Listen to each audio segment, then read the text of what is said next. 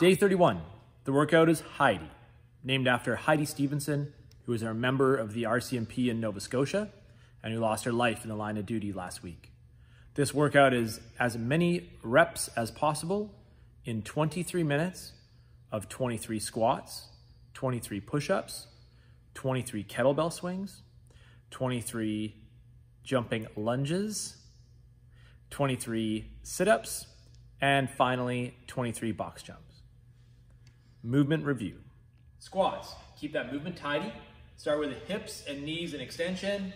Descend until the crease of the hips drops below the top of the knee. Keep the torso upright, standing tall. Working through those reps, smooth and in control. Feel the position of the hips on these. Don't let the hips rotate underneath you, the pelvis rotate as you descend in that bottom position. Keep the hips strong, keep the back position steady, and keep the crease of the hips below the top of the knee on every rep before you stand up. Push-ups.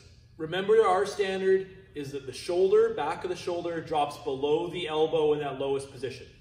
So as we descend to the bottom, the chin or the chest may touch the floor, but they don't have to.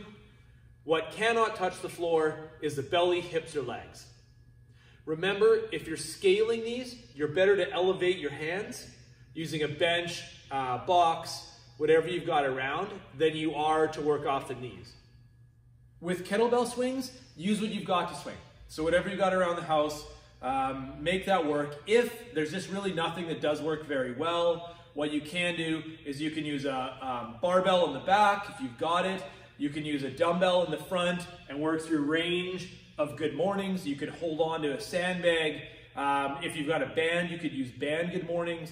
Anything that's going to focus on a stretch into the hamstrings and hips and a good strong extension at the top will work as a substitute for this today. Jumping lunges. With jumping lunges, we're going to start at the bottom with the knee touch, and we're going to jump to the other side, bottom knee touch, and be switching back and forth. But every time that position, the knee is going to touch the floor. Performance piece on this is with that back or that front foot. The big thing on the front foot is a vertical shin and the weight on the heel to take pressure off that patellar tendon.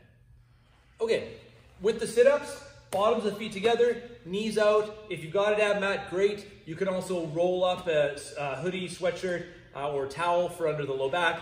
You can also just have nothing under your low back. So down to the bottom position, shoulders touch the floor, hands point to the ceiling, sitting up until the shoulder passes the crease in the hips, and that's forward enough. Final piece for the day, box jumps. So 2-foot takeoff, 2-foot landing on the box, standing tall with hip and knee extension. Or you can do a broad jump, so a 2-foot jump, jumping for distance. If you're gonna do that, I would say you go 5-foot distance. So a 5-foot mark on the floor, jumping across that span for each rep. We can also substitute in step-ups, make work what you've got on these.